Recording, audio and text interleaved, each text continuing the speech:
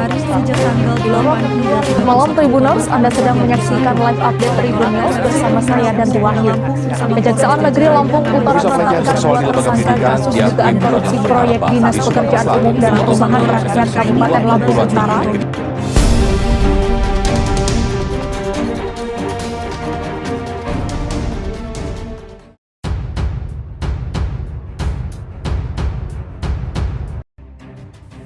Frasa pelanggaran hukum sudah tidak asing lagi di telinga kita. Secara harfiah, pelanggaran merupakan situasi ketika peraturan tidak terpenuhi akibat tindakan seseorang. Sedangkan hukum adalah suatu sistem norma dan aturan untuk mengatur perilaku manusia. Sehingga pelanggaran hukum bisa dikatakan adalah suatu tindakan melanggar aturan dan tidak sesuai dengan hukum yang berlaku. Terdapat dua penyebab pelanggaran hukum. Yang pertama adalah kebiasaan, yaitu suatu tindakan yang dilakukan oleh sebagian masyarakat yang menganggap bahwa adanya hukum adalah untuk dilanggar. Padahal hukum itu sendiri ada untuk mengatur segala perilaku manusia dalam bermasyarakat. Penyebab yang kedua adalah hukum yang berlaku tidak sesuai dengan situasi dan kondisi masyarakat pada saat itu, sehingga terdapat masyarakat yang melanggar hukum atau peraturan tersebut.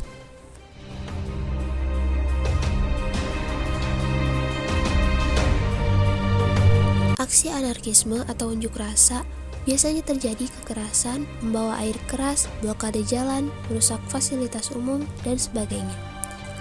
Pada 25 November 2021, aksi tersebut dilakukan oleh Organisasi Masyarakat Pemuda Pancasila atau PP di depan gedung DPR yang terkesan menempatkan diri di atas hukum. Penanganan dari masalah ini adalah kita harus bersikap dingin dan setenang mungkin dalam menghadapi suatu masalah dan menyelesaikan masalah tersebut secara musyawarah. Jika masalah ini sudah terlanjur terjadi, kita harus menangkap atau menahan orang yang menjadi provokator dalam aksi tersebut.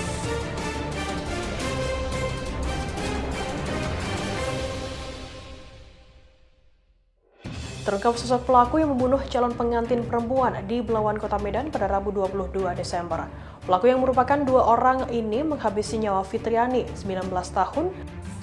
Pembunuhan merupakan perbuatan membunuh atau menghilangkan nyawa seseorang.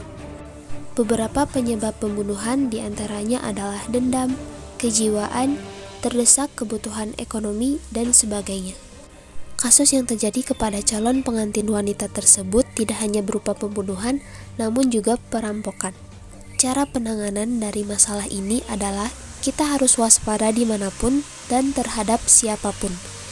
Kita juga perlu mengikuti kegiatan sosial serta penyuluhan bagaimana cara kita untuk saling melindungi sesama manusia.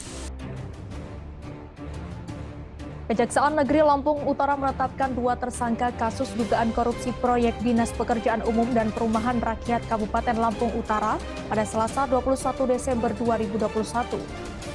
Korupsi merupakan penyalahgunaan uang negara atau perusahaan atau organisasi untuk keuntungan individu. Kasus korupsi yang terjadi akhir-akhir ini adalah korupsi proyek Dinas PUPR, sehingga membuat Kejaksaan Dalam Negeri Lampung Utara menahan dua tersangka. Cara menangani kasus korupsi adalah kita bisa membenahi peraturan dan diperkuatnya undang-undang tentang tindakan pidana korupsi, sehingga tersangka akan jera dan tidak ada lagi orang yang berani untuk melakukan korupsi, apalagi pejabat negara.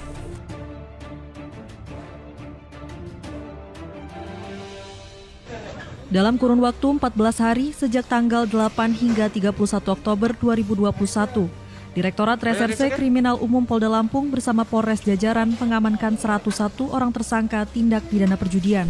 Perjudian merupakan kegiatan memainkan permainan memakai uang atau barang berharga sebagai taruhan. Perjudian pada kasus ini merupakan togel dan perjudian online. Cara menangani kasus ini adalah kita bisa mendukung aparat penegak hukum untuk memberantas bisnis perjudian dengan menangkap atau melaporkan pelaku judi.